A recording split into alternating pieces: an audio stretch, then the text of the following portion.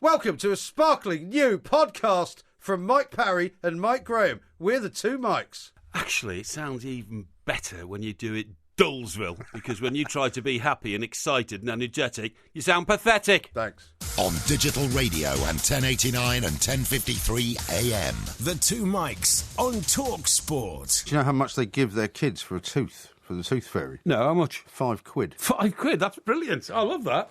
That is great. What's great about it? I tell you what, if my mum and dad had given me £5 for a tooth, I'd have pulled all my teeth out in one night. I would. That'd be brilliant. Yeah, it's great, isn't it?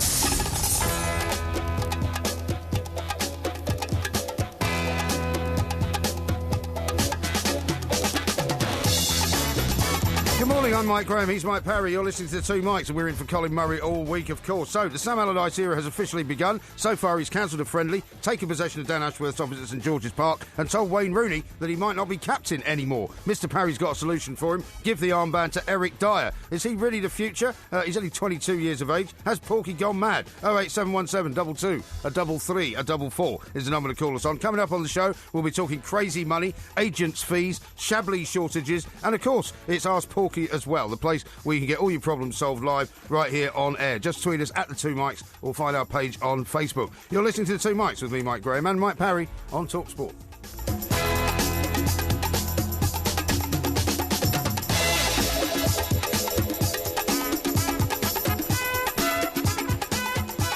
This is Talk Sport. We are the two Mikes, and it's time to say a very, very good morning to Mr. Mike, a Porky, a Parry. Very good morning to you, Mr. Parry. Very good morning to you, Mike, and I think you're absolutely right to point out that Sam Allardyce has absolutely put his mark on the Football Association. Well, that wasn't what I said. Well, I think you did. I said this is the first day of the new era.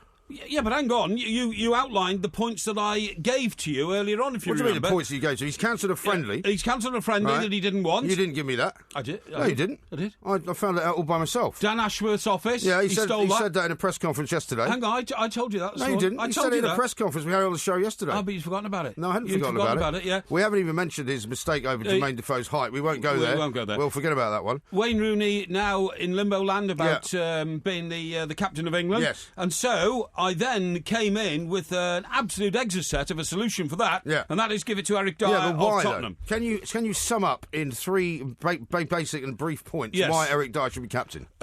Presence. Right. 1. Maturity. 2. Skill factor. 3. Thank you. Okay, that's it. Yep. I'm not convinced. Well, you wanted it in 3 words. Now, the skill factor... I didn't say 3 words. I said, can you sum it up in 3 points? And I did. Very, very succinctly. In fact, it was 4 words, wasn't it? Succinctly. Skill factor's 2 words. Skill factor's got a hyphen in the middle. It's one word. You don't hyphenate it. So let me tell you this. Right. The reason I said... Well, you can expand on it now. Maybe. I'm going to expand on it now. The point is, the captain has to be a player who's guaranteed his place. Bobby Moore was always guaranteed his place. That's why I was captain, okay? Right. Now, some would say Wayne Rooney gets his place because he's captain, but he shouldn't.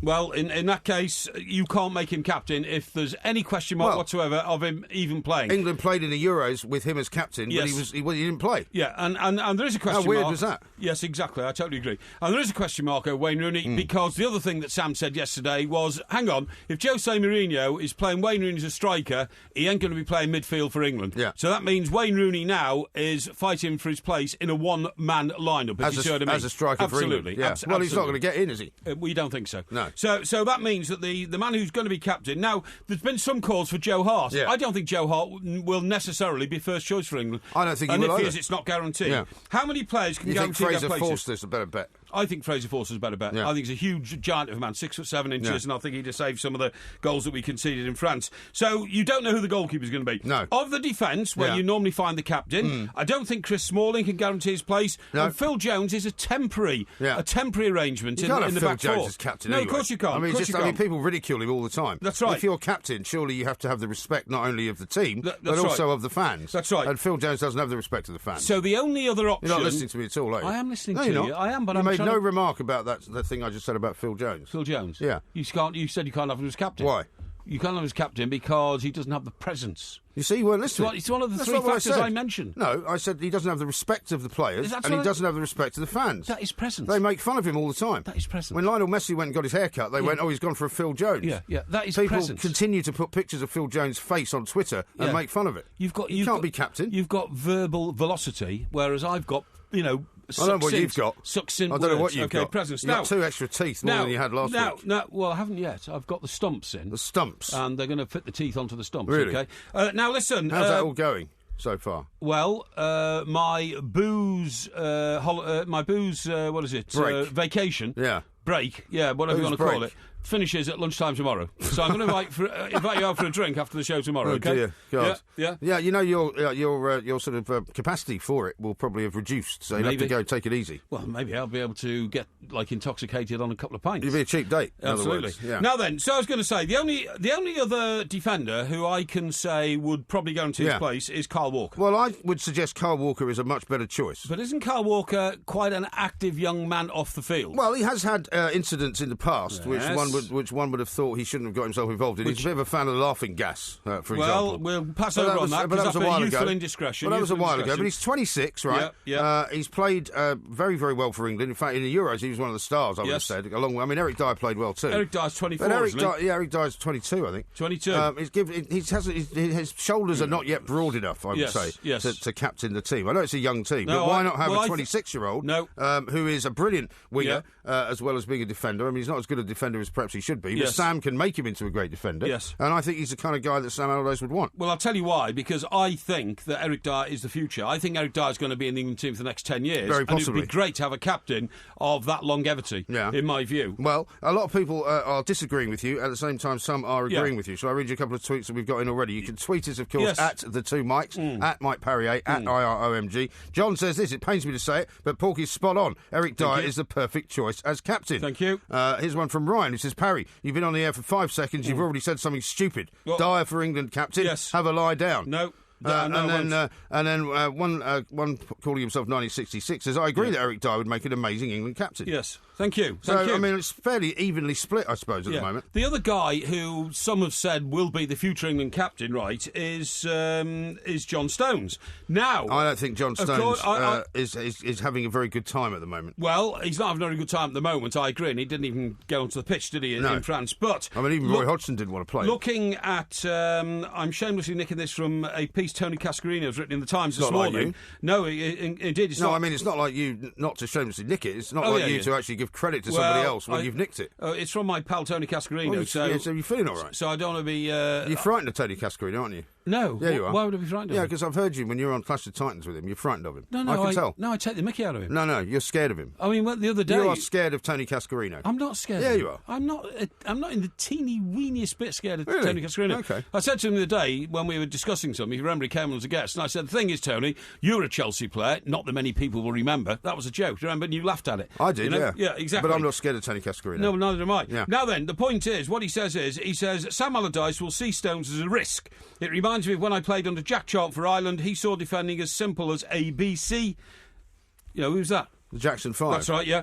I can see Phil Jones returning alongside Smalling and the new manager ending Gary Cahill's England career. Yeah. So, see, Cahill can't be captain, can he? No, of course he can't, because he's not not good even going enough to get in the team. No. So John Stones, this elegant Franz Beckenbauer type figure who is worth £50 million and could Franz be worth £80 million. type. I don't remember seeing Franz Beckenbauer getting tackled on the edge of his own box and giving a goal away every game. This is the very point. The Kaiser used to take the ball and walk away with it, and suddenly he was in the other half without anybody stopping him. This is the very point that John Stones walks away but forgets to bring the ball with him. This is the very point that is made. Allardyce will see Stones as a risk, and if he's a risk, he's not going to get into the team. That's right. So that leaves you with very few options. Yeah. I would say Eric Dyer over Kyle Walker. Isn't it amazing that the two contenders we're talking about both come from the same team? Well, I mean, there's a lot of Spurs Spurs players in the England lineup, aren't there? That's one of the reasons why you're likely to have that particular conflagration. If we throw this out to our listeners, I can guarantee you more will agree with me than agree with you. Well, you can do that if you like. Would you like to give out the number? I'd let you do that. Why?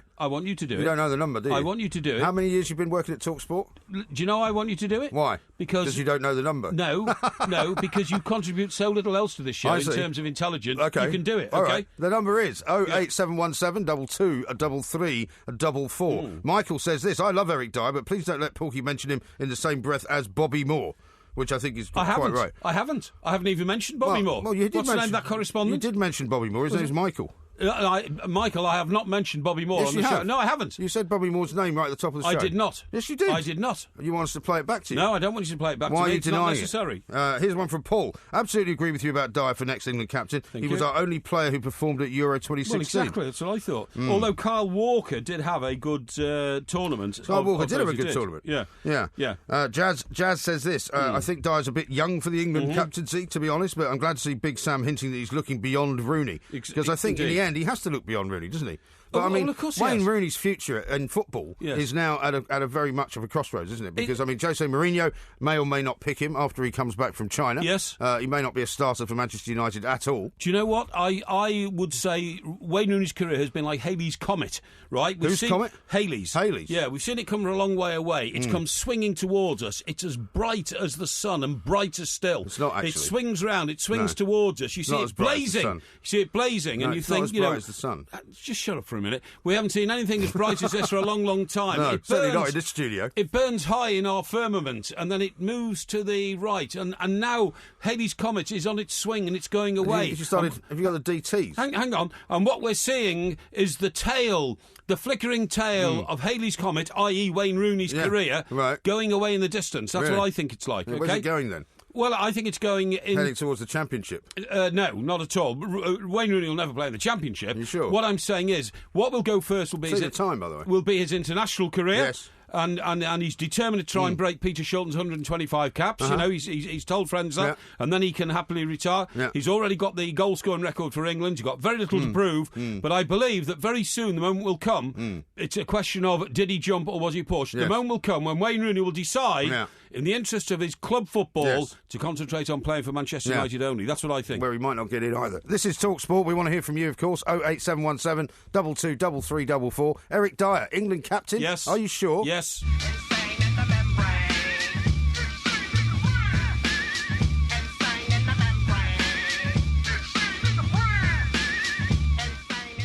This is the two mics in for Colin Murray on TalkSport with Wicks, of course. Karcher K4 pressure washer saved £50, was $189.99, now only $139.99. We've got, of course, the Wicks phone in to go, where we're going to give away £100 of a Wicks voucher for the best caller of the day. Mr. Parry will choose who it is. Indeed. And he's already vowed not to give it to somebody just for agreeing with him. His idea is that Eric Dyer should take over as England captain. Yep. We're going to be talking to Harry Redknapp coming up a little bit later on in this hour. So let's certainly talk to Jamie, who's a Bournemouth fan. Hello. Jamie, Hi, very Hi, good Jamie. morning. Yeah, what would you like to say? I don't know where we're going down the path of trying to choose an England captain again after what's just happened with Wayne Rooney. I think the England captain sort of role should ideally be dropped, really, and just pick a captain I'm on afraid board. this is not sounding too it's good, not a Jamie. good We'll line. have to come back to let's you. try and come back to you and get Yeah. you on a slightly better line, because that's not a very good one. Let's talk to Charlie instead, who's a Leicester fan. Yeah. Charlie, very good morning to you. Oh, you're right. How's it going? Yeah, very very well. good, What would you Charlie. like to say, Charlie? Basically, I think what you're saying, like Kyle Walker and Eric Dyer. But personally, I don't think. With Wayne Rooney, the prime example of this. Like, for years now, he's been put in the team just for the sake that he's been captain for all this time. Well, you say for years, but I mean, it's only really Only 1 recently, year. isn't it, that there's been a question mark over whether he should start the games or not, because he's still been scoring a lot of crucial goals for England. Yeah, exactly. But what I'm trying to say is, like, I don't think he should have been captain. But what they should do, they shouldn't have a set captain. They should pick a captain before a set group of games. Right. So for the next 4 or 5 games, you're going to be captain. No, that's crazy. I'm sorry, Charlie. That is crazy. That's a sort of continental idea, Yeah, isn't it? well, you've don't got say it's crazy. Charlie's rung in with an idea. I think it's quite a good idea. Well, let me say this, Charlie. I think it's crazy. Put it that way. You've got to have a captain who the whole of the rest of the team look up to at all times. The captain's got to be the link between the manager and the players. He's got to be inspirational, and he has to develop a mould within which the team can operate, you know, on and off the field. Yeah, I see what you're trying to say, but I mean, England don't get together enough for that anyway. You know what I mean? Like, they don't play. England don't play as regularly as club football. I can see how that would work in club football, but where England don't get. But isn't it more important, Charlie, since they don't play as often, Yes. so that when they do get together, they have a sort of set structure, so they know who the captain is, they know who the coach is, they know who the fitness trainer is, you know, and all of that. Well, if that is the case, then I think the manager should grow a pair, and if the captain isn't performing to how he should be, he shouldn't be afraid to take him out of that position. I agree with that. I think you're right about that. Let's talk to Hughes, an Arsenal fan. Yeah. I was going to talk to Hughes, an Arsenal fan. Hugh, hi, very good morning. Hello, Hugh. In the Daylight House? Yes. Daylight House is very nice. Well, you never know when you're in a studio, really. I mean, if it wasn't for a clock here, we wouldn't know what was going on. Yeah. The sun is shining in Surrey, I can assure you that. Excellent. Good man. Now, what would you like to say about the captaincy of England? It's a complete irrelevance. I mean, what Allardyce has to do is work out how he wants his team to play, find out who the players that fit into that model are, and then work out who the best person is to shake hands at the start of the game. It doesn't mean anything at all. Every international footballer ought to be a leader on the field and shouldn't need someone like Rooney to tell them what to do. To be honest, looking at the way England played in the Euros, not one of them was a leader on the field, really. Exactly. Well, that's because, and that's probably true of most Premiership sides as well, because... But Hugh, don't you think that any group of people who get together, whether it's a football team, whether it's a business that you're running and you've got a lead from the front, you've got to have a leader in the area of combat. And you've got to... It's all very well you saying, oh, well, every player should be a leader. Well, in that case, you might have 3 or 4 contradictory voices, all shouting across each other. You can't do that. Friends, in a stadium with 90,000 people, do you really think anyone can hear the captain shouting on the field? Listen, when you're standing 2 feet away from a guy and you tell him, mark that man, you don't want somebody else saying, no, don't mark him. You bring the man who's coming up at the back. You've got to have a captain, and you've got to have a captain who knows exactly what the plan is. Well, I think the defence should be marshalling out who marks people. Unfortunately, they didn't do a very good job of that against the Iceland. No, we know this, and that's why we're saying we need a proper captain. That's exactly what I'm saying. But the captain doesn't tell every player who to mark, Mike. That's ludicrous. The captain surely you can have from the front. But surely you can have, for example, as Hugh suggests, a sort of a guy that marshals the defence. Yeah. For example, if John Terry's playing, he doesn't have to be the captain to tell everybody what they should be doing. Well, he normally has been the captain. No, I know teams that. He's played. But what I'm saying, isn't that right, Hugh? I mean, if you've got a decent centre half, he's going to tell everybody where they should be. But these are supposed to be international standard players. Yeah. So, the whole idea of getting together, for 2 or 3 days before the game, which isn't long enough, I agree, but is to actually arrange what they're going to do. And they should all be intelligent enough in football terms to know where they've got to be. It just should be a look and a point and a nod of the head, and on they go. But Hugh, your attacking midfield player should run 40 yards back into the defence and tell them who to mark is faintly ludicrous. No, it's not faintly ludicrous. I'm talking about set pieces, I'm talking about corners, and I'm also talking about inspiration.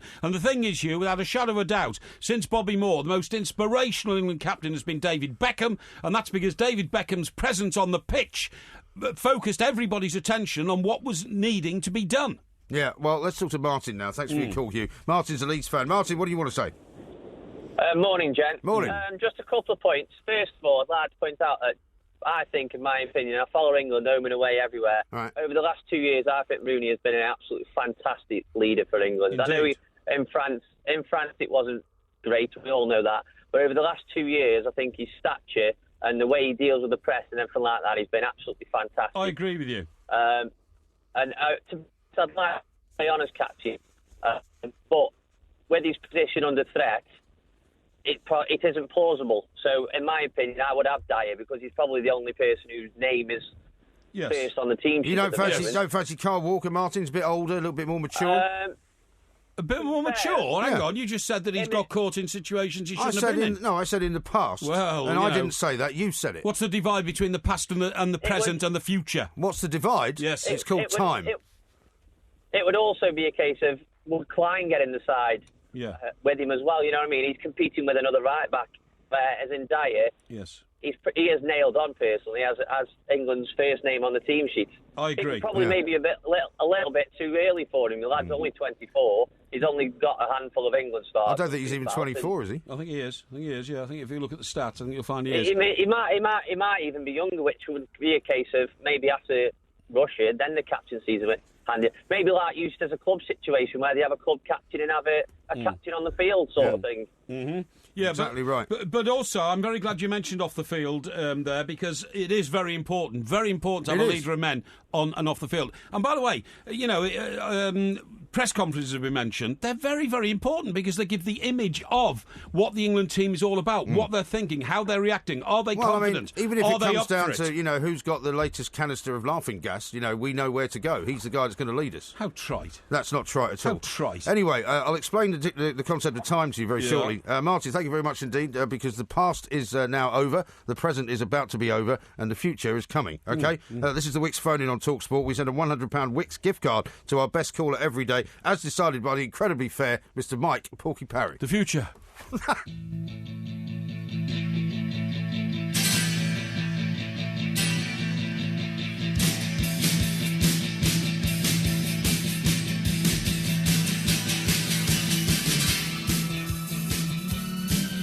This is TalkSport. We are the two mics, and of course, coming up a little bit later on in the show, Ask Porky is today's feature, which is where you get your opportunity to solve a problem, to get an answer to a question that's been bothering you for some time. All you can do is tweet us at the two mics, or find us on our Facebook page. Okay. That's it. Now, a couple of tweets for you here. Indeed. At the two mics. Fergus says this: Is Porky on the laughing gas himself this morning? #deluded. Jack says, guys, I don't think Walker can guarantee his place. I think Nathaniel Klein is a better player, and he'll prove this under Sam. Right. And here's one from Lou, who says, I imagine Sam Allardyce will be naming Kevin Nolan as England captain. I think that's rather tongue-in-cheek, that's tongue-in-cheek, yeah. Some here, Cop Queen says, I like your retweet. The two mics pains me to say it, but Porky is spot on. Eric Dyer's the perfect choice as captain. Those are the sort of tweets that I really like. And then King of Kings says, you're right. Well, the ones that agree with you. Yeah, absolutely. You're right. Dyer is only 22, not 23 until January. Loving the show, by the way, fellas. And that one, again, another positive for my line of thinking, OK? How about this from Becky? Is Porky still on the dentist nitrous oxide? John Stones like Franz Beckenbauer played like Dopey from the Seven Dwarfs last season. I'm not going to respond to that. Which I think is entirely correct. Let's talk to Danny. Yeah. Go on. What were you going to say? I was going to say, one here from Dane, and he raises another point. No, right. It's a very good point. It's another one that agrees with you. No. He says, until clubs start creating player relationships rather than buying foreign stars, we won't create a team spirit. He points out most great international teams have had a core of players from one major club. Well, England have almost got that from Spurs. Well, exactly. That's right. If only they could get a goalkeeper from Spurs as well, that'd be fantastic. Indeed. Let's talk to Danny, who's a Man United fan. Danny, very good morning to you. Good morning, cracking show, guys. Thank you. What would you like to say, Danny? I think it's got to be Eric Dyer for England captain. Really? I think yeah, definitely. I think that obviously being a United fan, I know what Wayne Rooney brings as a leader to our club. We've gone through utter turmoil in the last couple of years in terms of where we've been in the past and what we've been used to. Yes. And he's kind of like kept that team together. I think he probably had a big say in the hairstay and stuff like that. And I think he's kept the fans united behind the manager and behind the team as well. So you've got to give him credit where credit's due. However, he's not done it for England, really. Yeah. And if you look at the captains that have been for Spain, for Italy, they've all started off relatively young. Look at Casillas, he started off young at Real Madrid. I totally agree with you. I mean, Franz Beckenbauer was captain of Germany at 21, and look what a major figure he turned out to be. Exactly, and you know what? Do you know what made me think Eric Dyer could be captain? Against Russia, we had 15 minutes to go. Yes. Wayne Rooney, the top goal scorer for England, a free kick. Yeah. Edge of the penalty yard area. Who takes it? Dyer. Eric Dyer. And do you know why? Because he's got the bottle to say to Rooney, look, I think I can score here. And not many England players would go to Rooney and say, look, I don't want you to take that. I get that. I totally get that. And Danny, but don't you think as well, perhaps, though, that because Hodgson was such a terrible manager and such a terrible man manager, this it was is the now past, seen. Of course, I know. This is the past. Very good. Well done. You're catching on. Yeah. So the point is now, with a new manager, with Sam Allardyce, who's a bit more familiar with, say, club football in this country, that he'll understand better. I don't think Hodgson understood what a captain for England was supposed to do. Just one more quick point. Am I still on, yeah? Yeah, you're still on, yeah. I'm slightly worried about you, Danny, though, because you're a bit like Porky. Yeah. I say something and you completely ignore it. No, go on, mate. Most people do. But the other point I wanted to make was Eric Dyer has come through a foreign academy. He's not been fed all this rubbish about, money at a young age and all this culture that we have. He's quietly gone about his business. Was at Sporting Lisbon, did what he had to do, came over to this country, and he's the first name on my team sheet for if I was Sam Allardyce. Of course he is. 100%. Of course he is. Danny, well done. Very good thank you. Now here's a good one from. Here's a good text from Sandra who sent us into 81089. 2 dozen cheap watches that don't work, all say a different time. No wonder the plank doesn't know the difference between the past, the present, and the future. What was the point of reading that? Because it's from Sandra. Yeah, well, Sandra, thank you very much indeed. Sandra, next time you want to send us a text, which basically is having a a go at me, don't bother. Do you think she's one of those three women with Mr. Brazil who came at the end of their show? Maybe. Who said that I'm a lovely guy? He didn't explain who they were. He didn't explain who they were, Yeah, but it doesn't matter because apparently they all said I was a lovely guy. No, they didn't. Yeah, they did. No, they didn't. Well, did you not hear what he said? I'll assume that. He just assumed that. No. Oh, you think they came in and said, "Oh, we like Mike G," rather than Mike Porky? Yeah, of course they did. I don't think they did. Yeah, that's what normally people Well, say. I'll be talking to Mr. Brazil later, so I'll iron that one out. Okay. All right. Well, good luck with that. Let's talk to Sam, who's a Man United fan. Sam, very good morning to you. Morning, guys. How you doing? Yeah, very well, very sir. well, What would you like to say? I just think that Wayne Rooney's been disrespected by the media, by a lot of supporters, by everybody. Well, not by me. No, I just think that people are trying to ruin Rooney. No, you know they're what I mean? And well, he's ruining himself, isn't he? No, he's not ruining himself. He's getting old. Listen, he's 30-year-old. He's not 50, man. He's 30-year-old. Yeah. At the end of the day, he's still got a lot to offer. And I just think Rooney needs to just think about himself now. Mm-hmm. Forget about England and just give us 100% to Jose and to Manchester United. Well, you may well be right. You may well be right. He's got loads to offer, but the media have killed Rooney. I'm telling you now. Okay, well, All right. Well, let's see if that turns out to be the case. I think Wayne Rooney has put himself in a position where he's being criticised because he's not the player he was. I think it's just simple as that. Let's talk to Harry agree. Redknapp, a man who will be able to inform us in a way that so far you have not informed me, Mr. Parry. Harry, very good morning to you. Welcome to the show. Mike, good morning. How are you? Yeah, very well indeed. Thanks very much for joining us, Harry. I mean, a big quandary, I suppose, a big first test for Sam Allardyce and his judgment. What does he do about Wayne Rooney? Well, if he's going to play Wayne, I think he's got to be captain. I don't see anybody else in the squad who I would make captain in front of Rooney. If Rooney's in my starting 11, I don't see, who do you pick, Smalling or whoever, I don't know. I mean, I don't even think the others, they're guaranteed a place in the team. So Porky likes Dyer. I like Dyer, fantastic player. Yep. Very quiet lad, gets on with his job. Yeah. I don't think that he's not the captain of Tottenham. Not at the moment. I wouldn't put him in front. If Rooney's in my team and Dyer's in the team, I go Rooney. Yeah, but if Rooney's not in the team, Harry, this is the point I'm making because you've got to admit Sam didn't give a ringing endorsement to Wayne Rooney. If he's not in the team, it's a scary fact. You're looking for a captain. Everyone, I watched a programme the other day, Euro '96. Yeah. Stuart Pearce, captain, leader. Yeah. The Sol Campbell, the Tony Adamses, Ince, Teddy Sheringham, Shearer. How many captains, leaders, people who want to be... Now you look at the squad, you can't find a captain. No, but it's a transforming England team, isn't it? We've got to now look again. The Roy Hodgson era is over. And so Sam Allardyce is coming in with a lot of inexperienced players. Well, I don't think they're inexperienced, Mike. I think it's a good group of players that underachieved yet again. But if you looked at a man for man, we win every qualifying game, so there was nothing wrong with us there. As soon as we get to a tournament, we're back to normal. I'm delighted Sam's got the job. I think he'll do great. He'll give it a real go. But when you start looking at leaders, where are they in the game? Where are they? Well, that's an interesting point, isn't it, Harry? It's a very interesting point. Tony Adams is the John. Bring John Terry back out of retirement. Make him captain. Yeah. I mean, do you think it's because of the way that the Premier League is now structured in that, so many teams have got, such key players who happen not to be English, for whatever reason, they've been brought in from other countries and they play, very key roles in the teams. And so, there aren't so many club captains to choose from. Well, I don't think we breed them boys anymore. I saw Tony Adams play when he was 15 at West Ham's training ground for Arsenal.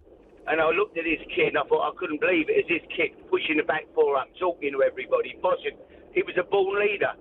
John Terry was the same. He was a captain, organiser. They're not around. Shearer led by example at Newcastle and Blackburn and wherever he... Tim Sherwood at Blackburn was a great captain. They won the championship. They're not around anymore. Yeah, but... They're not around, quiet lads. They don't even... Listen, they get on the coach, have their headphones on. Yeah. You get see them get off, they don't even talk to each other. Well, shouldn't the manager then, Harry, shouldn't the manager then tell them not to put their headphones on the bus and start talking about the game they've just played and discuss what went on and who was responsible for what? And isn't it the manager's job to instil a sense of leadership into his players? Well, I think they'll ring their agent and they'll complain to the chairman if you start making them do that. But no, hopefully Sam will. That's shocking, isn't it? Yes, it's shocking. Hopefully Sam will get them Okay, lads, we're on the coach, going to a game, headphones off, let's sit here, let's think about the game. Yeah. But they all want to get in their zone or whatever they call it now, and, Yeah. But that's the problem, isn't it, Harry? Because you've just pinpointed something there, which is a massive problem in the game in this country, and maybe in other countries as well, where, as you say, if the players decide they don't want to play for the manager, as we saw at Chelsea last year, because, they didn't like the way he was talking to them or whatever, the same could actually happen for England, couldn't it? Yeah, but, you'd think, Mike, that they'd have maybe for their clubs, but for their country, it's such a great honour. I'm sure they want to do well, but for some reason the pressure seems to come on in tournaments. It doesn't come on in qualifying. We qualify with every game, whether it's under Roy, Capello, we walk through the qualifiers. Yeah. Hopefully Sam will take that pressure off, relax the players more, get a good feeling amongst everybody, and hopefully we can actually perform in a tournament for the first time for many years. Indeed. And Harry, one very important point. Sam said that if Jose Mourinho plays Wayne Rooney as a striker at Manchester United, then that's the only position he'll be considered for in the England setup. But that means that Wayne Rooney then wouldn't play for England, doesn't it? A good chance he wouldn't play if he's only going to play as an out-and-out striker. I think that, I think Harry Kane, Vardy, I know Harry's not had a good tournament. I know he's had a poor tournament, but Harry had a great 2 seasons in the Premier. Yeah. He's a young player with a big future, great future in my opinion. Yeah. So, it would be more difficult for Wayne, unless he plays a number 10. Yeah. But everybody's a number 10 now. We've got Sturridge, they'll play number 10s. We've got lots of number 10s. Yeah. But I certainly didn't see Rooney as a midfield player anyway. No, I'll be honest with you, people raved about him suddenly. He had one or two games. Suddenly he's a great midfield player. He's been a fantastic player, Wayne Rooney. Yeah. But I don't think he's not a great midfield player. Harry, I totally agree with you. I've been watching him since he was 16. He's an explosive forward. He's a fox in the box. He's a boy. Not anymore, he's not. He was at that age. He was a boy who terrified defenders, and that's what he should have done all his career. Yeah. And the problem was, Harry, in my view, he was such a good footballer, managers often asked him to do other things. Yeah. Yeah, no, that was, as you say, I first come across him at 16. Yeah. What a talent. What a career he's had. He's had a great career. Oh, of course. And he's still a great player, and I'm sure he's still got a part to play in the England setup, Yeah, but, I hope so. But I do think if he plays, Mike, I think if he plays, he's got to be captain. Yeah, I totally agree with you. Harry, thank you ever so much for joining us today. It's always great to hear from you. Thank you very much, Harry. Keep yourself safe on the roads. It's very, very intermittent signal there at times. Absolutely, but nevertheless, it didn't bother Harry. No. Now then, of course, this is the Two Mics. We're in for Colin Murray. We're on Talk Sport, and we're with Wix. And the Karcher K4 pressure washer, you can save £50 on that. It was £189.99. It is now only $139.99. It's a bargain, isn't it? It is. This is Talk Sport.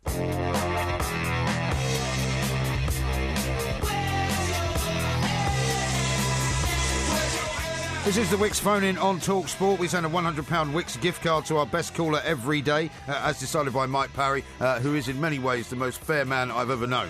So when he decides, there can be no going back on it. No. Now, how about this from Matt, Yeah. who says, would Porky still want the players to remove their headphones if they were listening to the Two Mics? No, of course I wouldn't, because, of course, we like to spread our munificence amongst the millions of people who listen. Here's another good word from Scott. He says, panjandrum beautifully describes Porky during his time with the FA. Yeah, I quite like that, panjandrum. Do you like panjandrum? It's an Indian word, of course. It is. Do you know what it means? It means, yes, of the upper caste. No, it's not. What does it mean? It means somebody who falsely inflates their importance. No. Yeah, No. Which is what you do all the time. No, of the upper caste, mate. Of the upper caste. Well, look it up. I don't need to. It's an interpretation from Sanskrit. You can't rewrite the dictionary. No, I'm not rewriting the dictionary. It's an interpretation. Somebody who overinflates their own importance. No, it depends which way you interpret it. Precisely what you do. From Hindi. It's a Hindi word. I thought you said it was Sanskrit. Yeah, well, it is also... Can't be both, can it? You can. No. Yeah, you can. No, Of course you can. You can have Greek and Latin words which are the same meaning and the same spelling. Really? Yes, you can, yes. Well, give us one. What? Give us one. Okay.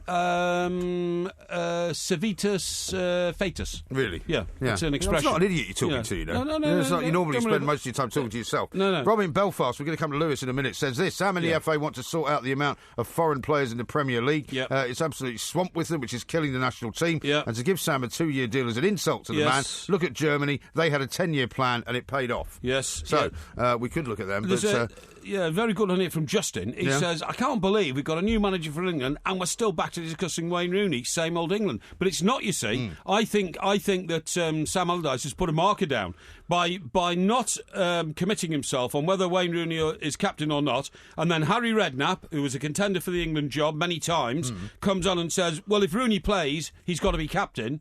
You kind of come into the conclusion that maybe Wayne Rooney's international future is up for debate. It certainly is. Yeah. Let's talk to Lewis, who's a Liverpool fan. He may have Indeed. a view. Lewis, a very good morning to you. What would you like to say?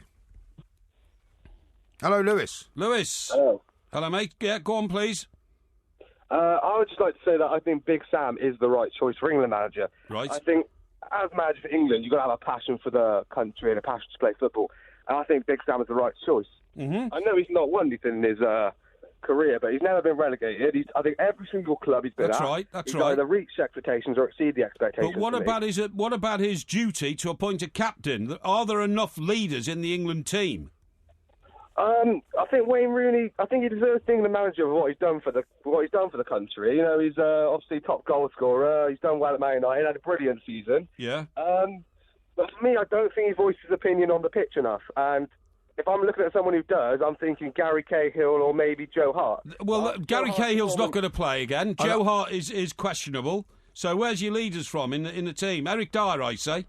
That's the problem. Eric Dyer, I think he's a brilliant player. You know, he's got a future with England, and he does voice opinion. I think he's a good shout, but as Harry Redknapp said, Lewis, as Harry Redknapp said, he's not even captain of Tottenham, so I don't think you can have somebody who's captain of England hang on. who's not captain of their own club. Excuse me. What? Well, you know, the most famous captain of England was David Beckham, and he was not captain of Manchester United. Well, England didn't win anything when he was captain, did they? No, well, England haven't won anything for 50 years, so that's a very shallow argument. Well, it's not a shallow argument. Of course it is. Shallow is Lewis, something Lewis, are you a Welshman? Lewis is gone now. Oh, he's gone. He's a Welshman, wasn't he? The time has passed. He's a Welshman. Tempus fugit. Yeah. And he was not Welsh, no. He was Welsh. No, rubbish. He was. Absolute copy. He was. If you're listening, Lewis, just send us a text back or something, a tweet or something. You are definitely Welsh. No, he was from Gloucester. No, he wasn't. He rang in from Gloucester. Well, he might have rang in from Gloucester, but he lives across the border in Wales. Really? Or that's where he's brought up. I can tell an accent. I'll tell you what, we'll get him back on and we'll ask him. I'm an expert in accents. Are you? It's a shame we can't give you a quiz on that. We're going to give you a quiz on the World Cup coming up on Friday, though. Oh, how we, man. No, yeah. It's not the World Cup in Newcastle. It's the World Cup in 1966. This is Talk Sport. On digital radio and 1089 and 1053 AM. The Two Mics on Talk Sport. Why do you keep saying werewolf? Because that's how I pronounce werewolf. Well, it's not werewolf. It is werewolf. It's werewolf. It's not. Michael Jackson's video was werewolf. No, it's not W-E-I-R. It's W-E-R-E. Yes, I know. That's werewolf.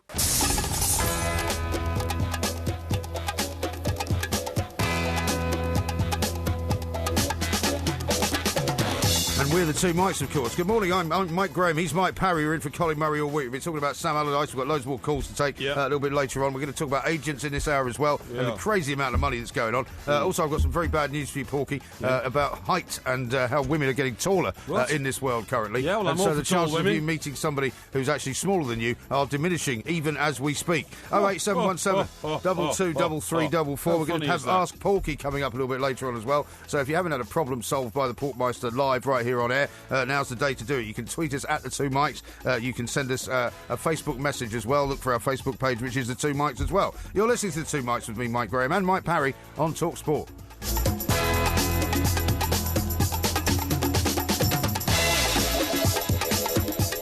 This is Talk Sport. We are the Two Mics. There will be a podcast coming out a little bit later on. We have said as well the quiz coming up on Friday is going to be all about the World Cup of 1966. Yep. So you better prepare yourself for that. Now, before we move on to this subject of, which is a little thorny subject for you, really, about the size of women. Well, listen, because the fact is that women are increasing in size. No, I have no problem with that at all. I'll tell you what I want to talk to you about. You know, talking about footballers and 25 millions and all that. Right. Never mind 25 million, 25,000. This caught my eye this morning. £25,000 to rent a flat in Chelsea, not very far away. £25,000 what, a year?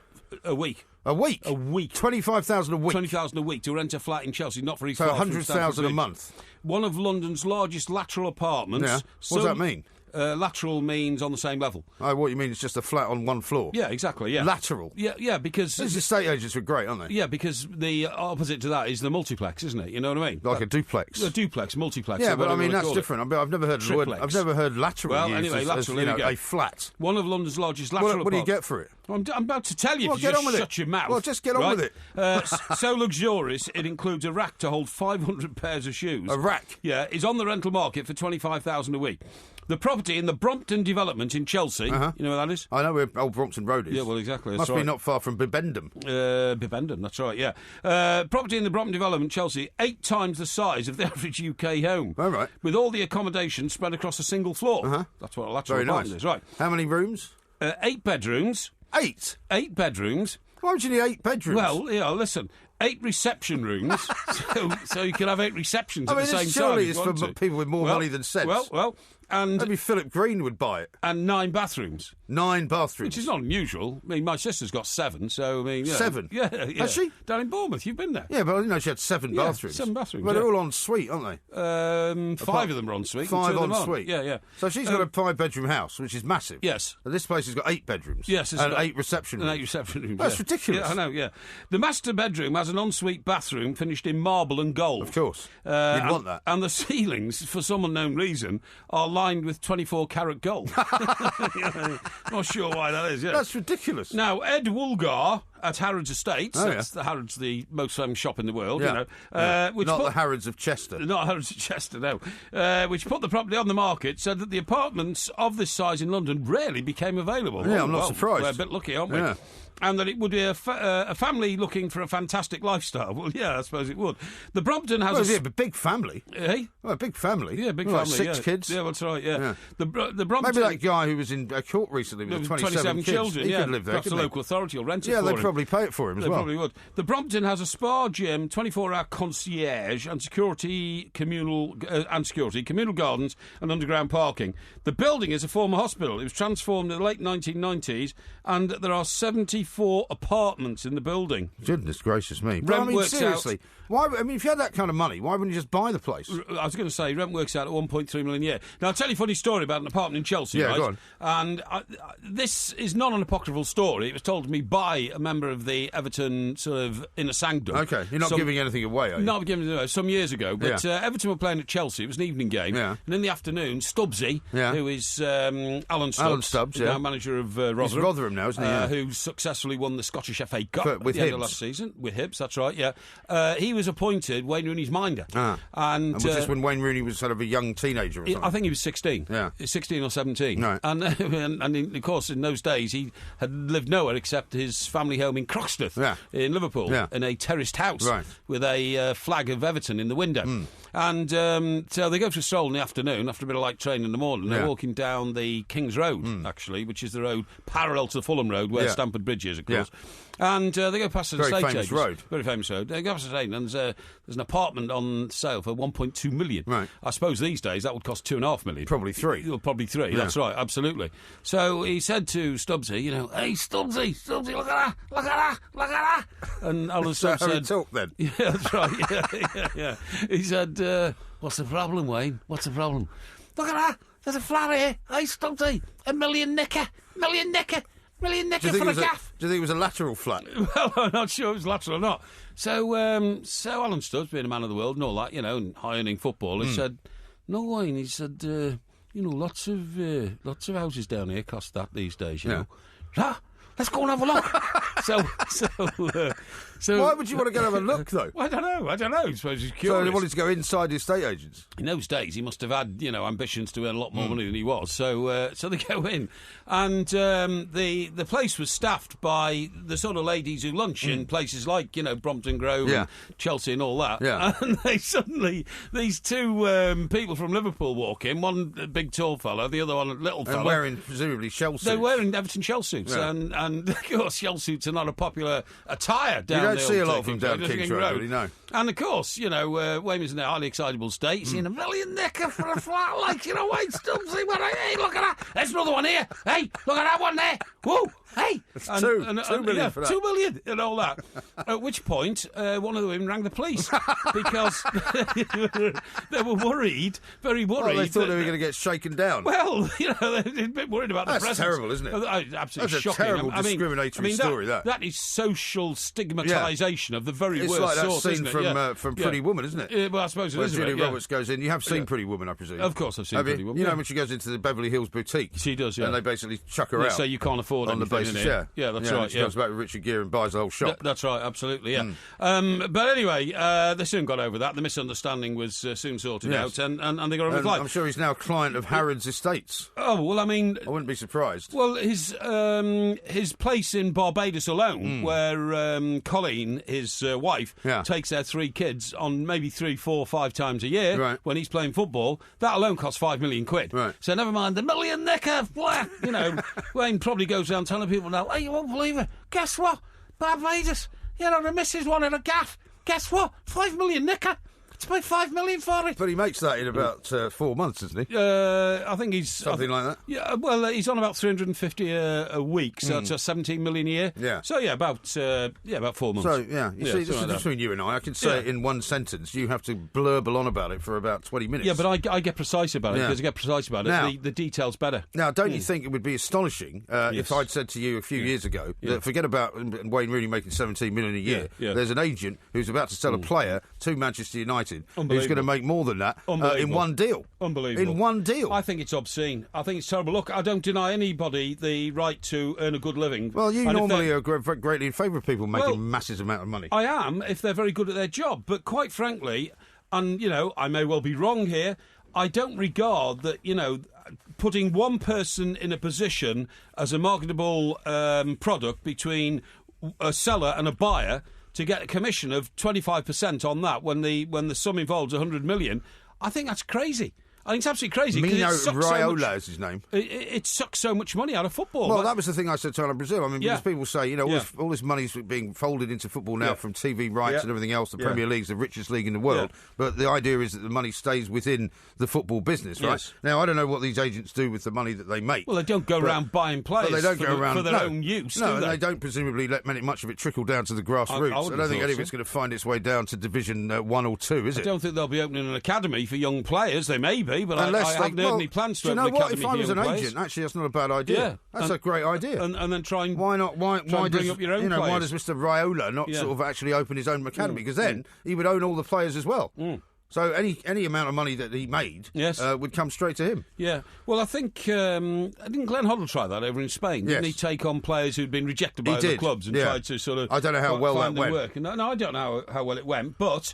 A man like Glenn Hoddle can spot talent because he had so much talent himself. Yeah. So maybe it's a good plan, Yeah, maybe so. Well, we're going to talk to Sky Andrew, who's an agent, about this whole situation. There's a lot of people now saying that, yes, it's all part of football, and yes, we know that the prices keep going up. It's very excessive. This is now, I mean, this is stupid, really, isn't it? It's a £25,000 a week flat. Exactly. Albeit that it's got 8 bedrooms and 8 reception rooms. Yeah, and 7 bathrooms. Yeah. Now, 9 bathrooms. Now, as a result of all of that filibustering that you just did, I haven't had a chance to tell you about why women are getting taller, but I'll tell you about that in a little bit. Of what relevance is that to me? Well, because it means that the search for the first Mrs. Parry is now even more small and unlikely to happen. That is no longer an ongoing operation, I've told you. Well, you shut it down. It's not that I've shut it down, it's just that it's no longer active. It's no longer viable. No, it's passive. It's passive. I now... It's in the past. Well, you know, things have moved on in life. I now rely on the fairer sex to come my way rather than me going their way, if you see what I mean. Do you know what I mean? Well, how's that going?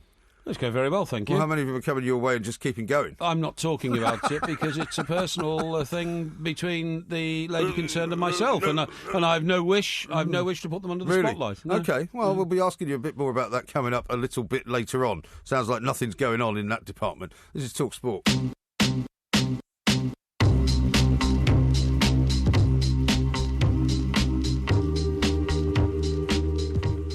This is Talk Sport. We are the two mics. We're going to do Watch of the Day coming up in a little while. Porky says he's got an antique to show us, and I presume that's not some other dusty piece of junk that's from one of your flats. I've already showed it to our millions of listeners. Oh, you've already put it out on Twitter, yeah. Oh, is it? So if people want to have a look at it, it's there. It's on my timeline, which is at Mike Parry 8. Okay. Don't bother going to old MG's, which is at IROMG, Independent Republic of Mike Graham. That's right. What a preposterous handle to have. That was the name of my show. Yeah. You know. But we won't talk about that. No, we'll we talk won't. about something because somebody far cancelled more. it, didn't We're they? talking to no, nobody cancelled it. Actually, no, it ran its course like most things do. It just disappeared. You know, that's the nature of radio. Now, let's talk to Sky Andrew, who's a football agent, of course. Indeed. He knows a little bit about these fees and why they've been rocketing up, and why this particular guy, who is Pogba's agent, is going to make 25 million if, in fact, the deal goes through. Sky, very good morning to you. Welcome to the show. Good morning, guys. Thanks very much. I mean, you know, it's one of those things, isn't it? There are people will say this is just the way football's going, but occasionally there's a sort of watershed moment, and you kind of feel like 25 million for one deal for one agent is a bit of a watershed moment. Yeah, I mean, what's happening in football is that it's all about timing. So what's gone on now is that the clubs in the UK have got the most money they've ever had, and then there's no supply of top players. So as soon as one's available, you've got a whole load of clubs all going for the same player, and it's supply and demand. And so the guy who's in control of the deal, he can almost call it how he wants, because, you know, there aren't many Pogbas, for instance. There aren't many Ronaldos, Messi. So it's all about timing. It's all about the way football's going. Is that there's people never thought there'd be more and more money in the game, but there is, and there's big money deals available, but only to a few players. Yeah, but Sky, sorry, mate, to interrupt you there. That doesn't address the question of should an agent take £25 million? Should an agent take £25 million out of football simply for putting two clubs together over the sale and the purchase of a footballer? Well, look, the focus should be on the player. I'm an advocate for believing that whenever a deal goes on, it's not about agents. It's not about who's. It is here because of the huge sums of money it involved. Shouldn't be. But it shouldn't be. And I think that it's up to players to address who's around them, who's representing them. Players have got to have more of a say into how deals are done. I don't like deals when I see players just there and then everything's going on around them and they don't know what's going on, sort of thing. It isn't about agents. It's about players, and it's about time these deals became about players. Let's do what's right for the player, get everything sorted for the player, and then the representatives almost should not just accept anything, but it shouldn't be an issue. Right. No, you're right. It shouldn't be an issue, Sky, but it happens to become one just because of the vast amount of money when you think about it. I mean, we were talking earlier about Wayne Rooney, who's probably making somewhere near 20 million a year, say. Yeah. This guy's going to make in one deal what Wayne Rooney makes in an entire year. Now, whichever way you look at it, that's a bit skewed, isn't it? Well, look, third-party ownership is disallowed. It's not allowed. And the only way you can almost see people making that kind of money was if they had a part of the transfer fee, or there was an agreement with the club that if you sell this player, then, I'll get X, Y, Z. Because under normal percentages, even 5-10%, let's say if a player's earning 200 grand a week, and he's earning 10 million a year, 10% of that isn't the kind of figures that you guys are talking about. No, it's not. No, and I'm sure that's probably more normal. But, I mean, you were saying, let's look after the players, and I'm sure people would expect that to be the case, and that's fair enough. But, I mean, this deal from Juventus to Manchester United might not happen because Juventus are saying, we're not going to pay $12.5 million to the agent. We're just not going to do that. And so, presumably, the agent will turn around and go, well, in that case, there's no deal. Okay, so let's make this very clear. The only reason why a representative or an agent would have any power in a deal was if the player was sought after. And I'm not going to say that this is how I do it, but from an agent's point of view who's in that position, the way he's looking at it is this is a one-off deal. This situation isn't going to happen again. Next year, the player might be a different type of player. His form might go up and down. And that's coming from agents that feel that, do you know what, I've got to maximise this not only for the player, but I've got to maximise it for myself. And I don't think there's anything wrong with a representative maximising it for themselves, as long as it's about the player and the player's situation has been dealt with properly. Yeah. Now, the figures are just crazy to everybody because you're almost thinking like that's players' wages we're talking about here. The numbers you're quoting is like players' wages, and so that's not good for football. for the fans and for everybody to even hear those types of figures. Sure. Because it's just disproportionate. Yeah, it is. Doesn't make any sense. But Sky, you as a very experienced agent, explain one thing, please, to our millions of listeners. What does an agent do to justify a fee of £25 million? And is it, in effect, a bribe from the buying club so that the agent steers that player to that club? Mike, it's not like you to be controversial, is it? No. It's a very dangerous word, that bribe, isn't it? I mean, you may wish to reword that. But all right, I mean, I'll put it in inverted commas. In inverted commas, there you go, Sky. So, a bribe in inverted commas. Okay, look, there are different types of agents here.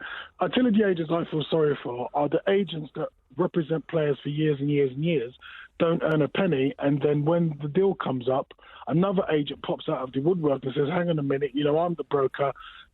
So you've got the guys that represent the players properly, and then you've got the brokers. Now, these guys that come in and go, right, all of a sudden, pop up like the Michael Jackson Thriller video and say, I'm involved in the deal. These guys, you're quite right if you say, what are they doing? They're just putting a deal together, right? What are they doing? But the guys that are looking after the players properly, they deserve to earn their money because they're getting paid for 4 or 5 years worth of work. But the guys that aren't doing anything for the players and earning this money, this is where, in my opinion, it's not about the clubs, it's about the players. The players have got to step in and say, hang on a minute, why do I need this guy to come into my deal and take X out of this deal? This is where players have got to say, hang on a minute, I'm going to deal with it. I'm going to take the Beckham model. I'm going to say this amount of money is involved in this deal. I want to hire a manager, a sponsorship advisor, someone that looks after my charity work, my community work. I agree with you guys. It is disproportionate. Yeah. But I mean, is there a chance, Scott? I mean, disproportionate, you said, for example, it's all about the player. He wants to go to a particular club. If the deal goes through and if Juventus somehow get agreement from everybody involved and it does happen, what's to stop Pogba, for example, in 3 years, or even his agent in 3 years, saying, how do you fancy playing for Real Madrid? Exactly. And I'll pocket myself another 30 million and we'll get you over there. Okay, let's not get this wrong and say that it's about the figures, right? Because in business, there are people all over the world putting deals together and earning more than those figures, right? So it's about the value. So what is the value? The problem here is that no one can work out what the value is. If someone gets paid a lot of money and then everybody can clearly see that he put that deal together, he saved this club money or he made this club money, but I think the problem the fans have got is it's costing Club B so much money, so it's no value for them, right? Club A is going, well, if you got us that money, then it's justified. What are you guys going to understand? But if a player's worth 10 million and an agent steps in and says, I can get you 25 million, but I want 5 million, he's actually adding value. But the problem is that the public don't know what's going on with this deal. They're just hearing a figure. Well, they don't. And we were hoping you might explain that to us, Sky. But, I understand the world in which you work in can sometimes be a mystery. Yeah. Well, it's not a mystery. No, I think Sky's done very well to come on and explain what it is that he does. Yes. No, I don't. No. I don't want it to be a mystery. I want the fans to understand this, right? Is that when an agent does a deal, what it should be is that he gets 5 or 10% of the player's salary. If he's representing the club, then he gets paid on the job he does for the club. So those figures you're talking about, everyone's finding it hard to justify. Well, where is the value added? Now, I think the agent in question may say, I got that money for the selling club and I deserve to have that slice of the money. That's where he's coming from, rightly or wrongly. Yeah, okay. All right, Sky, well, I understand that now. Thank you for elucidating on what is, to everybody else in the world, a complete mystery. Yeah, it is a complete mystery, but thank you for Sky. trying to clear up part of it anyway. That's right. Now then, remember, everybody, this is the Two Mics. We're in for Colin Murray. We're on Talk Sport. We're with Wix. And the half price on selected tiling and flooring with an extra 15% across the range is now available when you buy online. The offer ends on 2nd of August. August the 2nd. Thank you very much indeed. This is Talk Sport.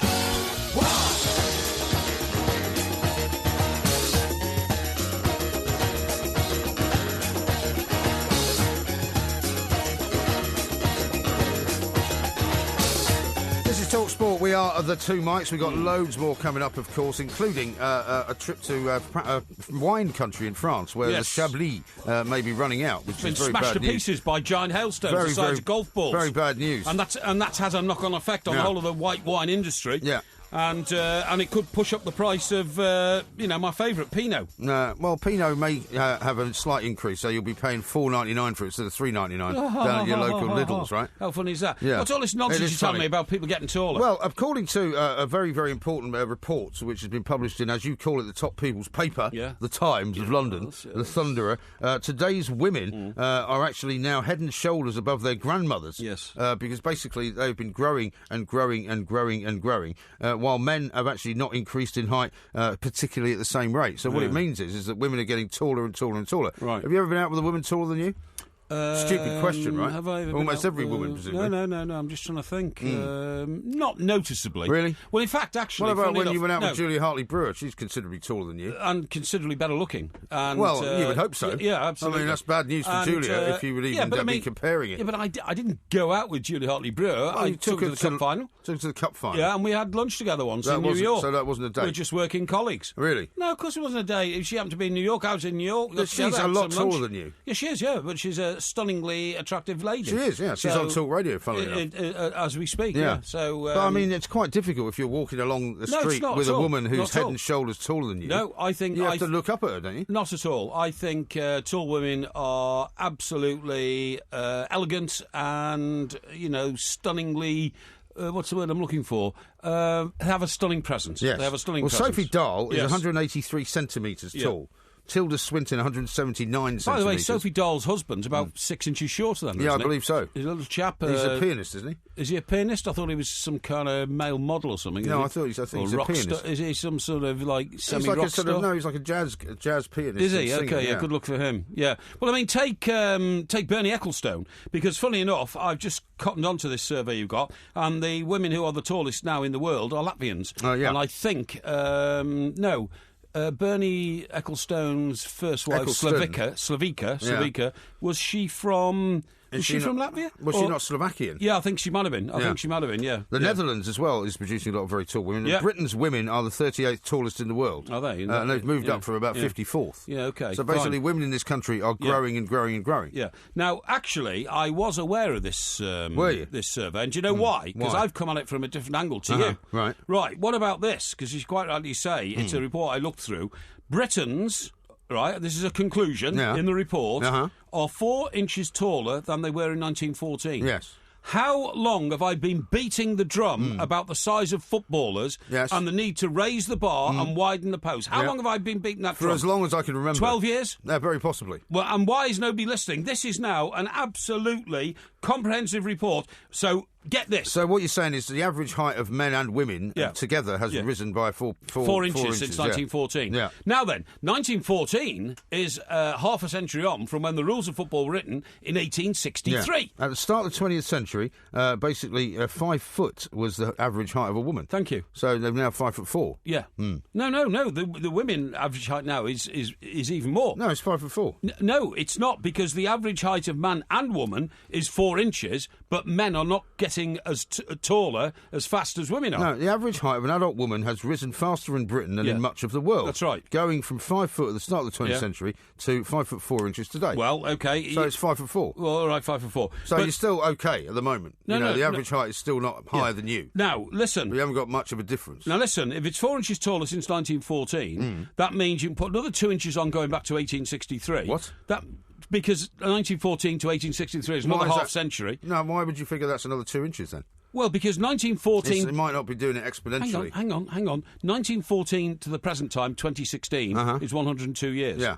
1863 to 1914, work that out in your head. Well, that would be 63. That would be 37 plus 14. Thank you. Would be 51. Right. Thank you. Half a century, right? Exactly half of the 102. Yeah, but that's assuming that the growth rate has been the same. So that's another 2 inches. No, you can't assume that. So we should now... And this is absolutely... That's ridiculous, because if you then keep going back on your principle, right, that means 100 years back further, take another 2 inches off. Yeah, you could. So you get back all the way to the year dot, people would be the size of a microchip. They might have been. Who Don't knows? be ridiculous. No, listen. You're being ridiculous. Have you ever been on the HMS Victory? Yes. Yes, and have you been right down to the bowels of the ship where the gunners used to? Yep. And have you seen how tiny the It's not just the HMS Victory. Lots of ships the are door like that. jams are? I've lived in houses where the door jams were very small. Exactly, that's right, because small people. Yeah, but they didn't go all the way back down to nothing, did they? Listen, you don't You can't know. just keep taking 2 inches off. Hang on, we all came from the amoeba. What size is an amoeba? You didn't come very far from the amoeba. What size is an amoeba? Well, it's a good question. Exactly. How long is a piece of string? That's exactly. Now then, what I was going to say to you is, this proves absolutely conclusively It's like that in working with an amoeba, 1863, this. hang on, in 1863, people were 6 inches shorter than they are now.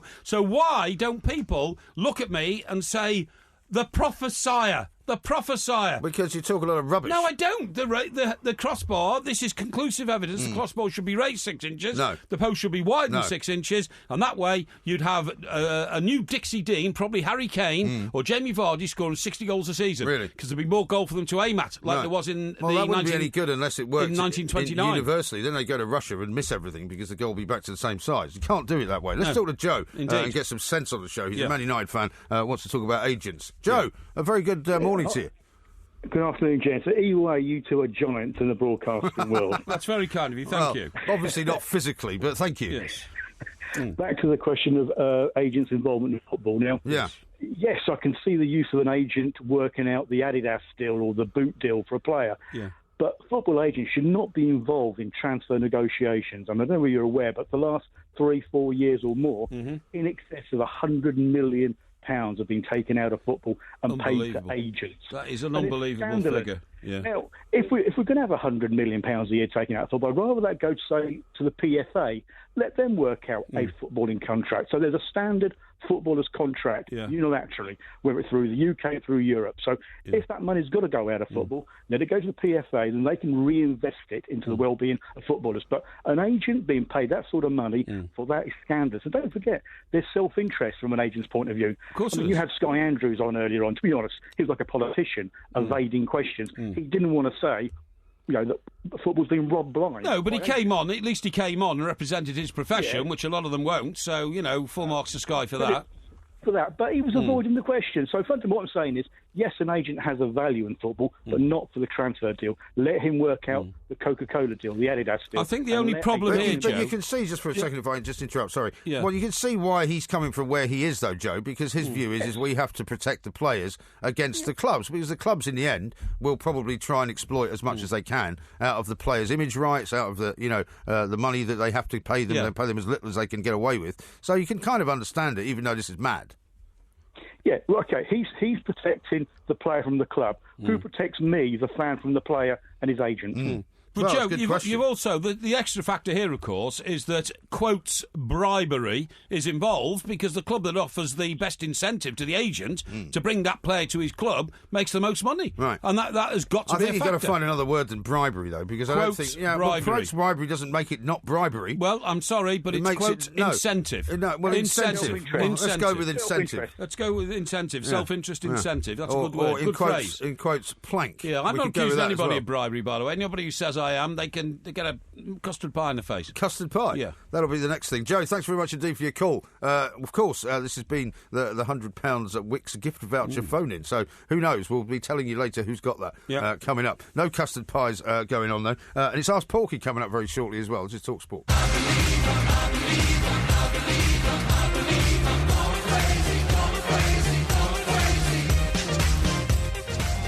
This is Talk Sport. We are the two mics. Now, Porky earlier on put out his watch of the day. We've been doing this because a couple of weeks ago he claimed to have something like 26 watches in his possession, and he's bringing this one in every single day. You tweeted out this particular picture with the caption, "This is my antique model, mature and elegant. Took this picture myself." Yeah, absolutely. Now, it looks like it's got something called Stour in the midst of it. Right. Stauer, is that the That's make? right. 27 jewels. Yes, And that's right, there's been quite a few people reacting to it on Twitter. Yes. Here's one from David who says, "Is this another one of your PPPs, Porky?" By which he means Porky's Pinot purchases. No. Did you buy it? Have you got a story as to how you came across this watch? Well, Lord Rob says, that's a nice and classy watch, Porky, my favourite so far, OK? So people are recognising Well, never mind what it is people a are saying special about it. one. I'll tell you what people are saying about it. Yeah. What I want to know Yeah. is, where'd you get it? Where did I get it? Yeah. Well, got it from the watch shop. The watch shop? Yeah, absolutely. Really? Yeah. Which particular watch shop? I'm trying to remember who I did get it. You don't know, do you? You probably did buy it when you were bladdered. No, I know now where I got it. I got it through answering an advert in a very high-class magazine. That's right. I got it through the post. The post? It was sent to me. Why was it sent to you? Because I ordered it by... You mean it was advertised in the back of the paper? No. You like those comfortable shoes and the slacks you don't have to iron? No. What's it called? Mail something, is it? Mail order. Mail order. It was a mail order, but it was in a mail magazine. only. No, it was in a magazine something like a very high-end magazine. High-end magazine. What, the Beano? I don't know. No, you idiot! It was in something like Vogue, Psychiatrist or Weekly, something like that. Vogue. No, you idiot! No, you don't read Vogue. No, hang on. Vogue's a women's magazine, isn't it? Yeah, you don't read Vogue. No, it was. Are you thinking of GQ? GQ. It could have been GQ. It could have been. Could have been GQ. Yeah, I suspect it wasn't, or something like that. It looks like something out the back of the Sunday Express.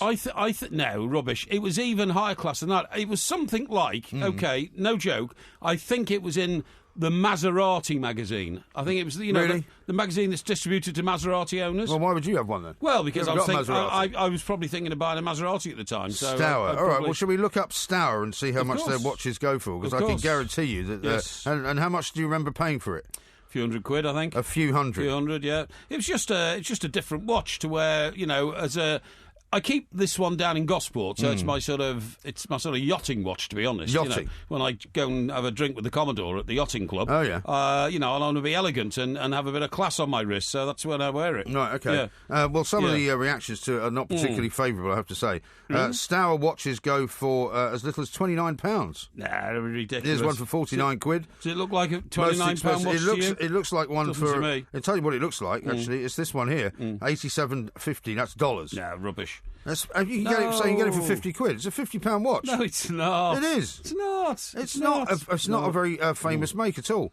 It says here, nice watch, Porky. Why don't you ever set the correct date and time on your watches, or all the instructions in Chinese? Yeah. That's a strange nice question. timepiece, Porky, says Dan. It allows you to tell the time and stop the blood supply to your hand. Yeah, I think you suggested you got it on a bit tight. Well, maybe I did. Well, the thing is, when you're Jonathan says your arm looks like corned beef. No, when you're at sea, you have to... at sea? You have to make sure... Well, why wouldn't you wear your waterproof watch when you're at sea? Well, it is waterproof. It's waterproof as well. Yeah. Are you sure?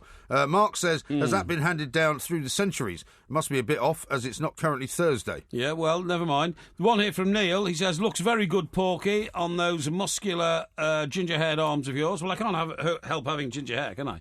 My hair used to be so red that people used to stop my mum in the street when I was in my pram and say, isn't his hair red? All right. Yeah. Graham says this, a swift perusal of Stour's website indicates more absolute tat from Porky. No. Caro very kindly says, she's obviously a young lady, she says, smashing, Mike, best yet. Really? So that's all right, isn't it? Green Shirt says, step up in the class from the rest of the junk. Where's the Rolex? Does it exist? That's all. I have seen the Rolex. You were wearing it on the stage at rugby, weren't you? No, I don't think so. You were. I wouldn't normally wear it on the stage. Oh, you wore it on the stage. You told me you were wearing a Rolex or something. Oh, really? I didn't think I was. I mean, can I believe anything that you ever say? What do you mean? Well, what do you mean? You told me on last Saturday night, when we were at rugby, that you were wearing your Rolex. And it looked like a Rolex. You can tell whether you're wearing a Rolex. Well, it looked like a Rolex. Well, okay, it probably was then. Yeah. Well, why are you saying you weren't wearing it? Well, I don't remember taking it. That's all. Yeah. Let's talk to Mark, who's a Bournemouth fan. Okay. But he's also a football agent. And he's not very happy with you. Oh, okay. Mark, a very good morning to you. Good morning to you, Mike. Yeah. Listen, has Porky been upsetting you?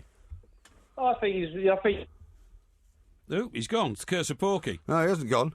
He'll be back. I think, and at the end of the day, if an agent can do a really big deal and look after himself, good luck to him. Right. Because at the end of the day, he's worked very hard to get to that level. I've trained for 7 years to be an agent. Yeah. I've done a law degree. I'm in the process of completing the bar professional training exam. Yeah. I've also sat the FALA examination, which is particularly tough. Okay. Less than 8% of people passed that, and FIFA promptly got rid of it. But Mark, are you one of those? Are you one of those who's happy that they kind of opened it up to more people to become agents, or unhappy about that? To be fair, my belief is that you give opportunity to people and should never have a closed shop. At the end of the day, the proof of pudding is doing the job. Okay. I've signed some players, and I can tell you it's really hard work to do it. Yeah. And at the end of the day, you get terms dictated to you. Yeah. Often it's 5-10% of a basic wage, and often for a lot of the players, it's actually quite a low level, particularly in Europe, because often most of their money's made on bonuses. Okay. The agent doesn't get any of that. Yeah. Okay. In most cases, when you're looking for lower level players and you're looking after those, which the end of the day, that's the vast majority of the players in the game. Okay. You're looking after their health care. You're looking after their future, financial worries, problems like that. Okay. You are their person. Mark, you fight their case. That's all very interesting, Mark. Let me ask you this. You spent 7 years now training and qualifying as a football agent. What was the last big deal you did? The last big deal I did was Junior Folk at Kilmarnock with Lee Clark. Oh, really? Okay. And did you make a sizable 10%, 15% of that deal? It's a bit of a personal question. No, it's not. It's a personal question. I'm quite willing to say I made 10% of his gross wage for a 3-month period. If you work that out, the maths not very high. Right. Yeah. Okay. So I worked very hard for that. I look after Julian now. I'm trying to find him a place now. Yeah. I'm also trying to find a club for a player that's totally underrated and fantastic player, Tom Hately. And I can tell you, I'm working all the hours to get okay, him mate. Well, I'm glad that we've. Fantastic player. I'm glad we've given you the platform. Glad we're giving the platform to talk about those players. But at the end of the day, working 7 years as you have done and qualifying, you don't seem to be getting the returns of £25 million on a deal. I don't at this stage, but I will do. Because I'm determined to get to that level. But that's the thing, isn't it? I mean, if you get Mark to that level where you're representing people like Mino Raiola is, and he's representing somebody like Paul Pogba, then basically you only need to do one deal and you retire. Yeah. But it won't be on the back of a deal to Kilmarnock. See, you've upset him. He's gone. He's gone. You've upset him. You asked him a personal question. This is the Two Mics. We're in for Colin Murray on TalkSport with Wix. Half price on selected tiling and flooring with an extra 15% across the range when you buy online. The offer ends on the 2nd of August. Brillo. On digital radio and 1089 and 1053 AM. The Two Mics on TalkSport. I'll be down there with my banner and 3 fingers on each hand. Twa, twa, twa. Okay? 3 fingers on each hand? Yeah. Twa means 3. Twa, twa, twa. Yeah. You know? And that'll be... They'll be shouting it back to you as well. They probably will.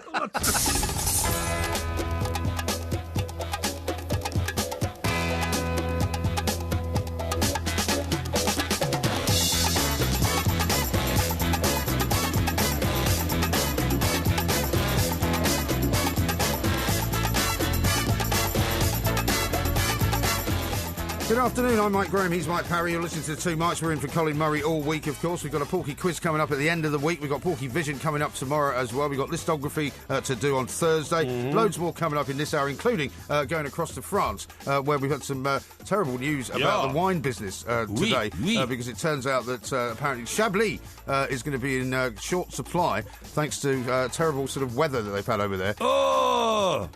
Sacre bleu, is that what you're thinking of saying? I don't want you to be too ridiculous, because we're going to speak to a very, very important man, Jean-Christophe Bersin, who's a vineyard owner in the Domaine de Bersin vineyard, OK? So we're going to talk to him, and of course we'll be doing Ask Porky coming up a little bit later on as well. You're listening to the Two Mics with me, Mike Graham, and Mike Parry on TalkSport.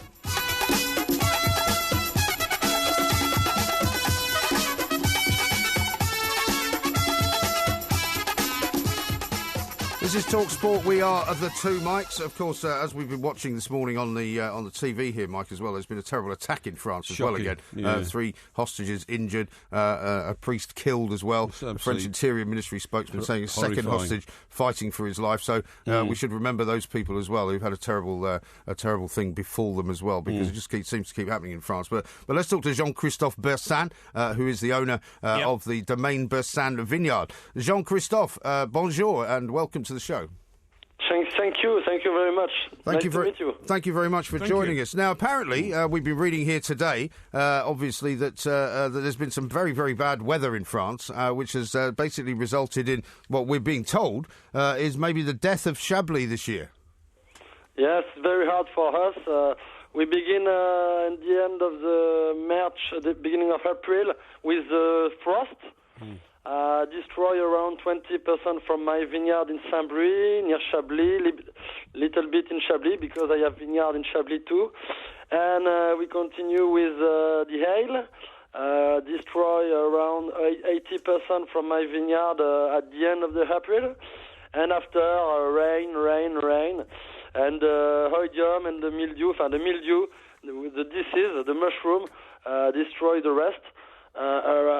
Today we work for around 20% from the yield, from the volume, and this is hard, but today this is summer. We have sun. We have. It's better for us, for the heart, for the life, and that's why we need to do the job. But we have no bunch. It's finished. Just a little bit of Pinot Noir and little bit of Sauvignon Blanc. Okay, that's fine. Now, Jean-Christophe, does this just affect Chablis? The fine French wine? Because I myself like... Why are you speaking like that? Excuse me. Why are you speaking slowly? Because I'm a communicator. I like Pinot Grigio. Will it affect the Pinot Grigio grape, Jean-Christophe? My Pinot Grigio comes from Irancy and Saint-Brie with red Burgundy Côte d'Auxerre. Yes. This is 15 kilometers near Chablis. Chablis is just wide, the biggest area village from France, just Chardonnay. And we are near Chablis. We have a Chablis vineyard, but we have my house, my building, my winery is in Saint-Brie, 15 kilometers near Chablis. So you didn't know that the actual areas of France were called after the wine, did you? Absolutely. Of course I did. Did you know that? Of course I did. I know where Champagne is, because that's where they make champagne. Right. Okay? Do you know where Cognac is as well? Cognac is where they make the brandy. Yeah. Absolutely, right.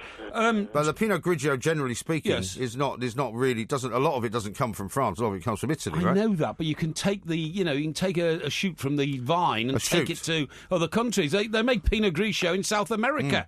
Do you think, Jean-Christophe, that now in Kent, for example, in southeast England, they've started to make quite a lot of good wine? Do you think we'd be better off drinking English wine this summer then?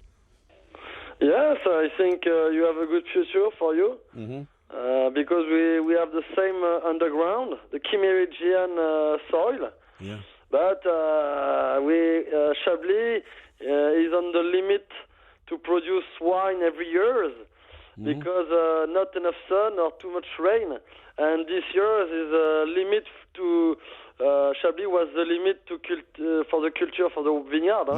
Around 300 millimeter from water in 2 months is too much to produce wine. It's not possible. And maybe if the weather become more dry in south of England, it's possible to make good Pinot, good Champagne, and good Chardonnay. It's possible, but when, I don't know. Well, because your wine may become... the Chablis, which now costs, for example, about 10 euros or 12 euros in the shops here, next year will be probably 15 or 20, right? It's possible, because I'm in biologic culture. And I'm not alone in my village, we are 2, but on my area... We were around 15, and today they stopped. A lot of wine growers stopped biologic culture. We are maybe more just 10. Then it's always not cheap. It's cheaper than the chimic culture. But you guys, the thing about the French wine, though, right, is that you guys keep it for yourselves. You keep the best stuff there, don't you? Whenever I come to France, I always find fantastic wine there that you don't export. Yes, I export. I have 2 importers. Yeah, 2 importers. Yeah. It's very, it's very good indeed. You're confused by this, aren't you?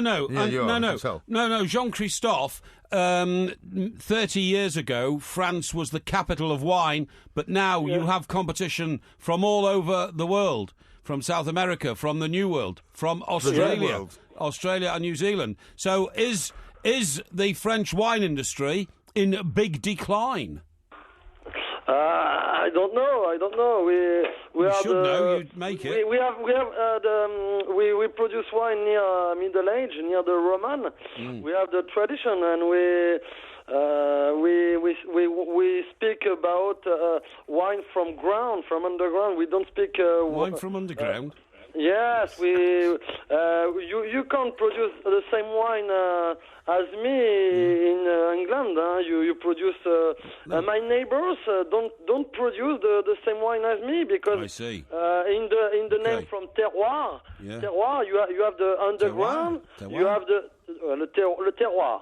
La Terroir. Yeah, it's very interesting, that. No translation. There's no translation. Jean-Christophe, thank you ever so much. Beaucoup, Merci.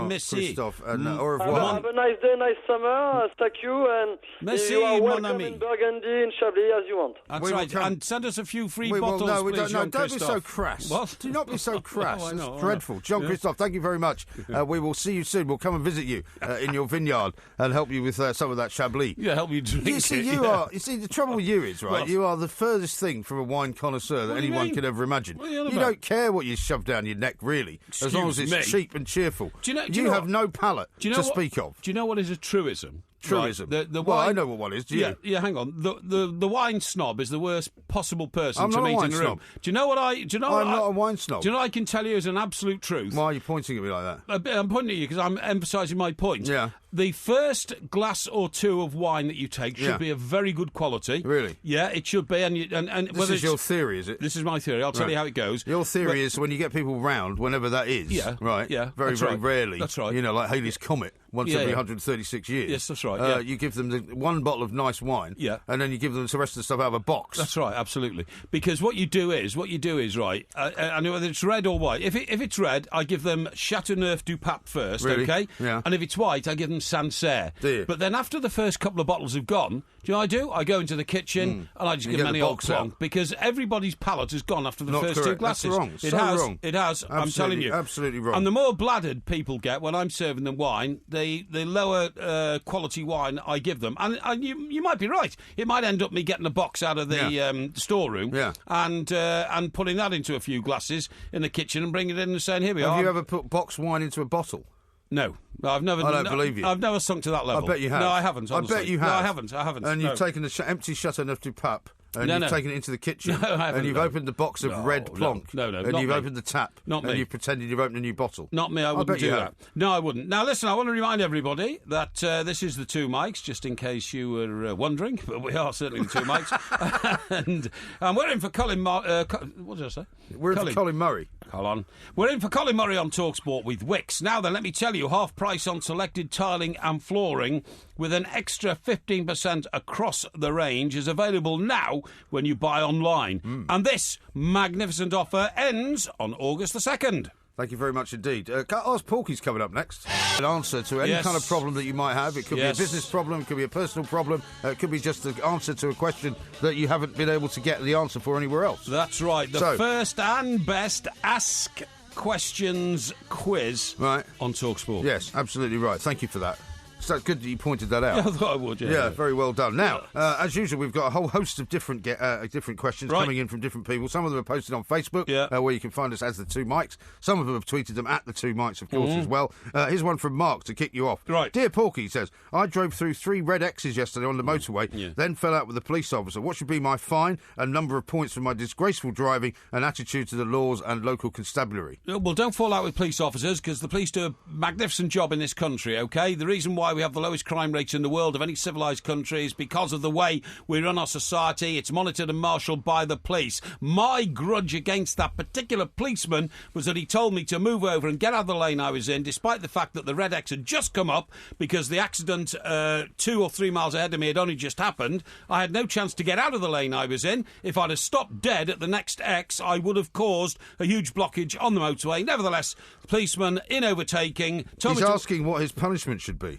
you shouldn't be punished if you're in the same situation as me. However, if you willfully disobeyed a traffic sign and didn't cooperate with a policeman, then I'm afraid it's 6 points and 600 quid. OK. How about this one from Craig? He says, I have a very important meeting at 10:30, obviously not today, but don't want to miss any of your show. What should I do?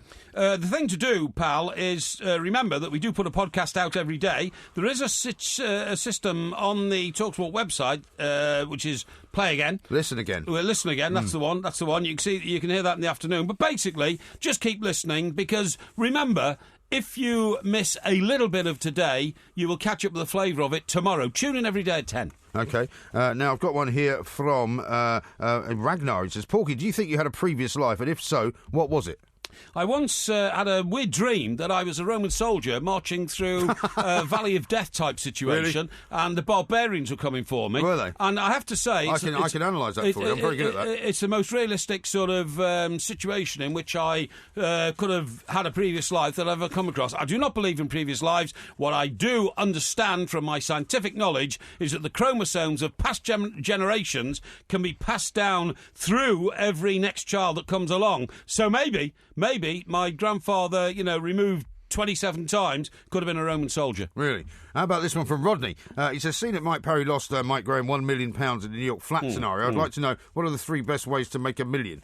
3 best ways to make $1 million are to be aware of situations about 25 years in advance. For instance, a property I bought for £29,500 in Palmer's Green, London in 1979, 80, is now worth £320,000. That's the way to make $1 million, but you need great foresight. You can't go back in time. No, you can't go back in time. You need great foresight. The only other way to make $1 million these days, mate, is to become a football agent and take 1/25th of the Pogba deal. That will net you $1 million. Absolutely right. Here's one from Tex. If you found a large slimy slug on your penthouse balcony, what would you do with it? I'd be as gentle with it as possible. Every creature, as far as I'm concerned, is God's creature in God's eyes. I was terribly upset the other day when I got my watering can because my housekeeper only comes every 2 days to water the plants. I thought she'd done her back in. No, she's better now. She's right okay. Now. And so I went out and grabbed the watering can and I filled it full of water, and then I went to water a couple of the plants, and suddenly the water wouldn't come out of the spout. And I thought, what's going on here? What's going on here? So I thought there was a stone in it or something. A stone? Do you know what it was? What? It was a snail.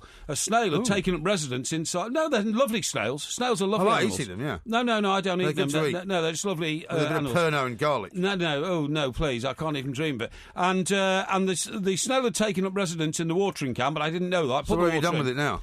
I released it. Where?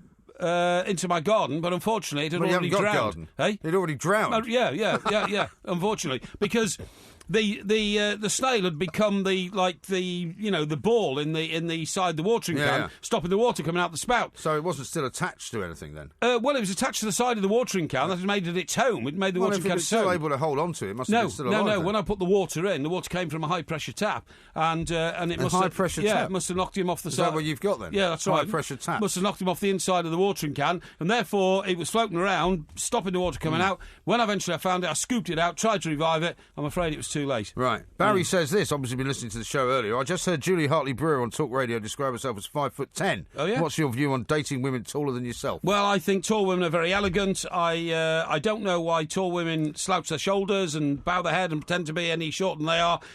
All women are beautiful in the eyes of the beholder. What? Yes. The eyes of the beholder? Yes. Who's the beholder? Well, the beholder being the person that you're with in life or whatever. I see. Yeah. You're not with anyone, though? Well, I can be with people, Mike, but it's not something that I dwell on to talk to you about because I think you're a bit of a thick prat when it comes to There's no need to become abusive. Interpersonal relationships. Okay. Yeah, well, get on with asking Porky then and stop offering me your advice because the audience don't want it. Okay. Jonathan says this, Porky, is your motto in life why pay less when everybody else asks why pay more? Yeah. You seem to want to be ripped off in life constantly and add to the perception of you being somebody who just wants to spend a lot more money than everybody else on something because they think it's better. No, that is not my philosophy in life. However, I do balk at cheap and nasty purchases, you know, and also I balk at people who are cheap, people who can't be bothered to, push the boat out. If you go around to their house and they offer you cheap wine, if they say, come on, I'll take you for lunch and take you somewhere really cheap. I had a boss once who said, look, I want to draw on your experience. It was an old boss, and he must have been old. Yeah, it was when I'd moved on. Oh, can I draw on your experience about something? I really need some help on an issue, and it's something to do with football, something like that. And they invited me for lunch, and it was the tattiest, cheapest Indian restaurant where when I walked in, I thought, I don't like this. I didn't like it even further when instead of offering me the a la carte menu, I was offered the lunchtime specials, which were, believe it or not, £6.50. Cheap and nasty, I don't like. OK. Here's one from, where are we?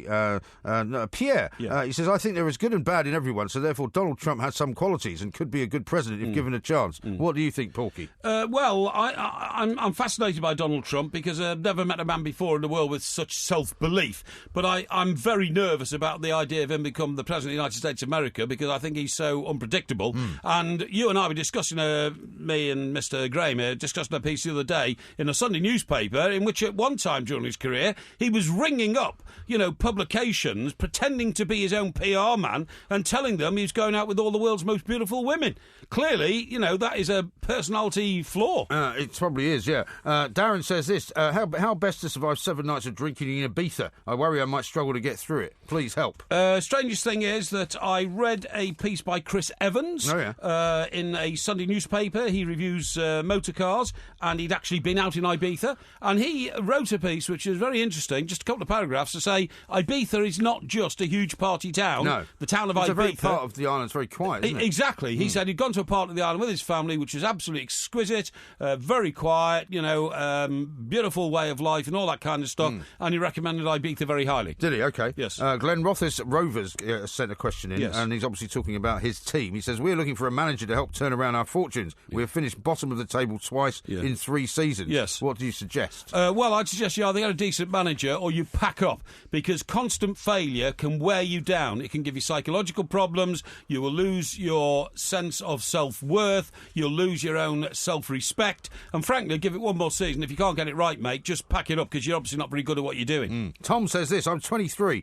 Do you think the Portmeister has any advice for a young man like me? Hopefully it isn't fashion advice. What I would do at 23, and this is absolutely serious advice, is focus on something you want to do in life and start doing it and continue doing it. Do you know what the problem with a lot of young people these days is? They flip-flop around in their early 20s. They don't put their time in on any particular subject. They want to be this 1 minute, they want to be that the next. Oh, I haven't got a promotion in this. I'm not going very far in that. Focus. I was very, very lucky to know what I wanted to do from a very early age. I wanted to be a journalist like you did, right? Yeah. Focused on it. How did that work out? Sorry? How did that work out? Well, I'll let the audience be the judge of that. The millions of people who tune in to listen to me every day can be the judge of my success or not. Thank you very much indeed. That was Ask Porky. There will be another one, of course, very, very soon. Coming up tomorrow is Porky Vision, then it's Listography, then it is the Porky Quiz. This is TalkSport. So many ways.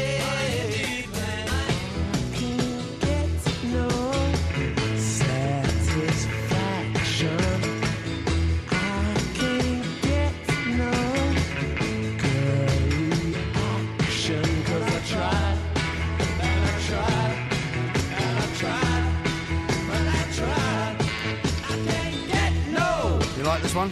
Oh, I love it. You like this song?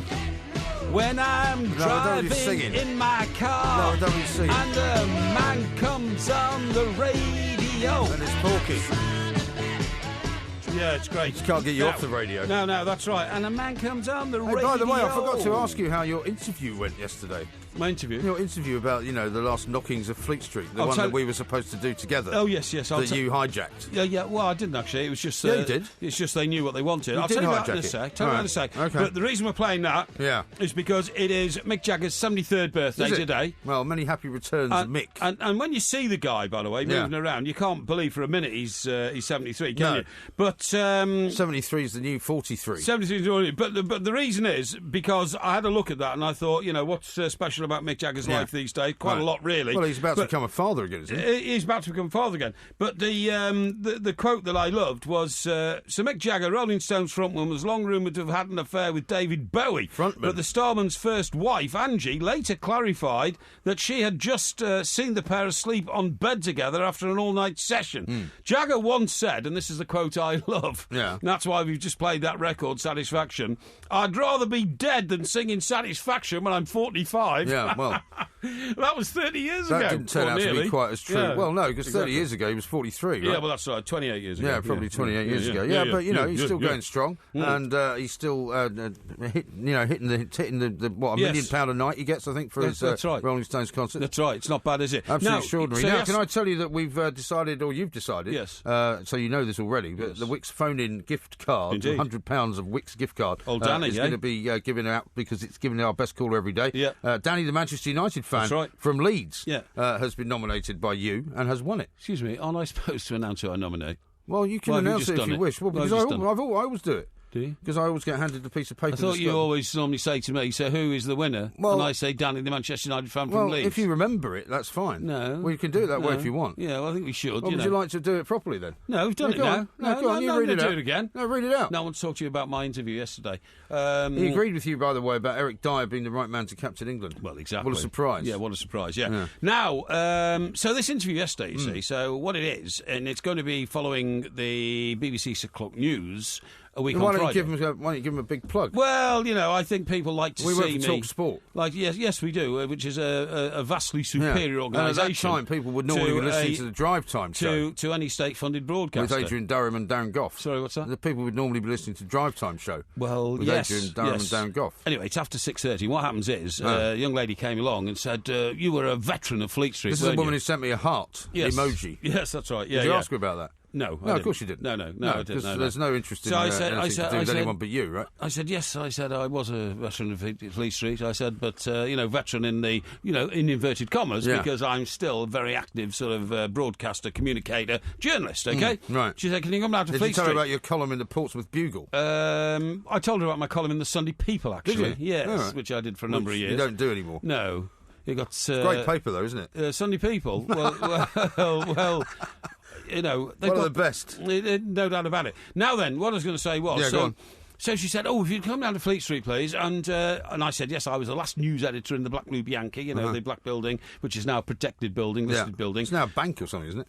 It's a Bank of Japan, I think, or something like that. So we stood on the corner of Shoe Lane and Fleet Street, and she said, just tell me about all the fun you used to have in Fleet Street first, And that was supposed to be followed by a sit-down in a Fleet Street bar with a glass of wine in my hand. Yeah, well, she obviously decided that having met you for 5 minutes, that was more than enough time to be in your company. Now, hang on, to tell her about all the serious business. And I was going to say to her things like, you've got to remember, it wasn't all fun. For instance, from this building, we dispatched 10 people to Brazil to find, the notorious great train robber, Ronnie Biggs, and we found him. From this building, remember, the man sitting next to me, the late Bob McGowan, a great reporter. 1 minute he was with me, next minute he was yomping across the Falklands. And things like, I worked with a political editor who was 30 years older than me, who told me about the time he dined in the White House with John F. Kennedy. Right. I mean, these were historic things, I was going to tell her all that, but guess what? After speaking to her for 15 minutes on Fleet Street about the drunken escapades of journalists in those days, I said, OK, shall we go across the road now and talk about the rest? No, that's lovely. I've got everything I want. I said, no, you understand. That's not what normally happens, because they didn't want to spend any more time with you, I got clearly. stitched up. Yeah, clearly. I got stitched up over my own. If you'd taken me with you, then she would have had a much more kind of balanced and ordered view of what actually it was like. And then probably you would have ended up in the pub with her. But you didn't work with the legends like I did. Yeah, I did. I just worked with them in America. Yeah, well, yes. That's totally different. She was, well, that's the point, you see. She wanted to talk about Fleet Street. Yeah, well, I was in Fleet Street a lot. And you never quite made it to Fleet Street. No, I was in Fleet Street an awful lot. I mean, in the early days of Bloomsbury Street, I was in there. I worked for the Mail on Sunday. It was very, very... now, here's something else I want to ask you about. Is this nonsense that you've been spouting about trying to get yourself an honorary degree from the University of Chester. I deserve one. I don't think you do deserve one. I deserve one. But do you know that 1,400 honorary degrees have been handed out by the 50 lowest-ranking British universities since 2011, right? My God. And they've been giving them out for ridiculous reasons, right? Well, you get them out of a Bobby lucky bag. Barnes, who played for West Ham from 1980 to 86, made a Doctor of Science by the University of East London. Who? Bobby Barnes. Bobby Barnes? Yeah. The guy from the PFA? A Doctor of Science. I don't know. Yeah, he's from the PFA. Barbara Windsor's an honorary Doctor of Arts. Which university in is the that? same University of East London. Yeah, which apparently is the lowest ranked university in the country. No. Even worse than the University of the Trent. No. Well, the University of the Trent's a very good one, actually. They've given one to Danny Minogue. Right, Solent University in Southampton made her a Doctor of Media. Solent University? Yeah. That must be like what used to be Southampton Polytechnic. Well, exactly. Well, I've often said to you, University of Trent is not, in fact, a university. It used to be called Trent Polytechnic. Yeah, there's one here. Frankie Dettori got a degree from Anglia Ruskin. Yes. Now, there's a very fine... Kylie Minogue got one from there as well. Is that right? Yeah. There's a very fine university in Norwich called the University of East Anglia. That's where the hockey stick graph was dreamed up, wasn't it? You know what I'm talking about, Yes, I do. Yes, I do. The hockey stick graph on climate change. That's right, absolutely. And they skewed the results deliberately. They deliberately mismanaged the outcome of the investigation to make it look like the world was warming when it wasn't. But anyway, the point of the story is, now, I think if all these people are getting degrees, as I am probably one of the most famous ever people to come out of Chester, and... Sorry, what's your problem? Why do you say that? Well, because I am. Well, I don't think you are. I think I am. I think there's a lot of famous people Go on, come out name of Chester. somebody more famous. Well, that guy Martin Lewis, I think, came out of Chester, didn't he? Martin Lewis? Yeah, the guy that did Money Supermarket, whatever it is. He's not very famous or Bob public. Mills, he came out of Chester. Bob Mills? Yeah, he was the guy that knew your mates at school. Yeah, that's true, yeah. You know. No, you don't know the most Did famous Michael one. Owen come from Chester? No, he came from Harden, which is in North Wales. Okay. One guy who did come from Chester is James Bond. James Bond doesn't exist. Craig, what's his name? No, not what's his name. Who's he? James Bond doesn't exist. No. The man who now plays James Bond, you idiot. Well, he doesn't play him anymore, does he? Yes, he does. He's not playing him anymore. No, that's a ruse. He's going to Well, get you think he's 60 going to make million another movie? Yeah, he's going to make 60 million quid. Daniel Craig. This is the guy I'm talking about. Yeah. Now, he came from Chester. So he's a bit more famous than you. Yeah, he is a bit, yeah. But anyway, the point is... How about Manish Bashin? Yep. He's got one as well. Who's he? He's a BBC sport presenter. And what's he got it for? He's got it from Anglia Ruskin. Yeah, well, I don't know what he got they it give for. away like confetti. Yeah. Now, I can't believe you haven't got one, actually. Well, exactly. So I'm going to apply to the University of Chester for a degree for my contribution to communications. Contribution to waffle. And I don't mind being... Or waffle, this is call apparently it. It's time, by the way. It's part of the deal is you become a visiting professor. Uh-huh. And I will go and give them some professorial lectures on communications. Yeah, bladderation. Yeah, bladderation. That'll probably be your that's right, specialist subject. Yeah. This is Talk Sport. We're nearly out of time. On DAB Digital Radio and 1089 and 1053 AM. Talk Sport.